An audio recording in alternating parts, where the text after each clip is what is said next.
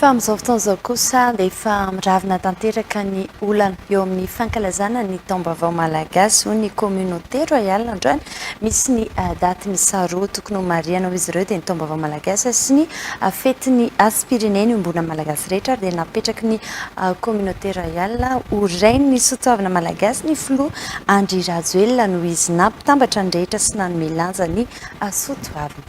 Rado manjatova eo amin'ny sariny anjara ratsaonareo.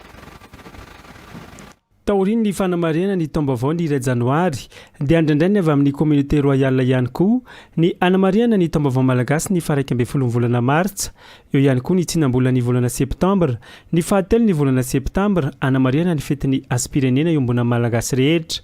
Efa miravina ho ny Communauté Royale ny disadisa teo amin'ny fanamarihana izay taombaovao malagasy izay.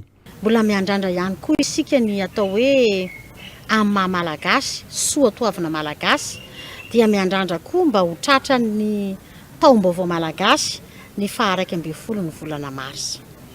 Sika koa dia firenena iray izay manana ny fombany, manana ny tantarany, ka tsy adinontsika ihany koa fa mbola miandrandra ihany koa sika mba ho tratran'ilay atao hoe fetin'ny aspirenena malagasy, iombonany malagasy rehetra mihitsy io dia ny 7 volana septambra. Eto izay rehetra hita maso reto ao anatin'izany fikarakarana izany rehetrarehetra izany. Tapitra teo ilay atao hoe savorovorona satria dia efa milanto izay rehetra izao.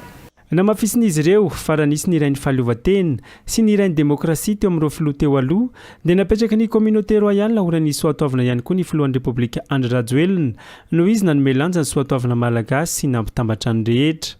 Faly izahay manana ny filoham-pirenena Andry Rajoelina satria dia raha nisy ilay atao hoe rain'ny fahaleovan-tena dia ny filoha Filibert-Tsiranana izany.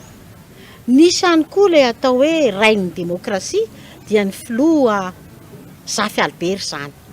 Amin'izao izahay dia mahatsaro manana n'ilay atao hoe rain'ny soatoavana malagasy dia ny filoha Andry Rajoelina izany. Tsapanay izany satria izy dia niaraka taminay tamin'ny fiarahany mitety amin'ny Madagasikara, nanaja ny reto ray aman-dreny rehetrarehetra izy.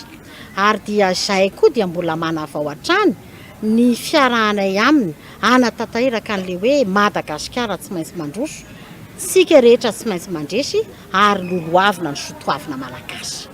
Afidianay ato amin'ilay hoe Communauté Royale de Madagascar ny iarahaba ny filoham-pirenena Andry Rajoelina sy ny ankohonany sy ny vahoaka malagasy ihany koa. Arahaba nahatratry ny taona ary engany isika rehetra mba hitohy hatrany ny fifankatiavana sy ny fifanomezan-tanana eo amintsika samy malagasy. Nanatanteraka fihaonana tetỳ Anatirova androany ny Communauté Royale de Madagascar.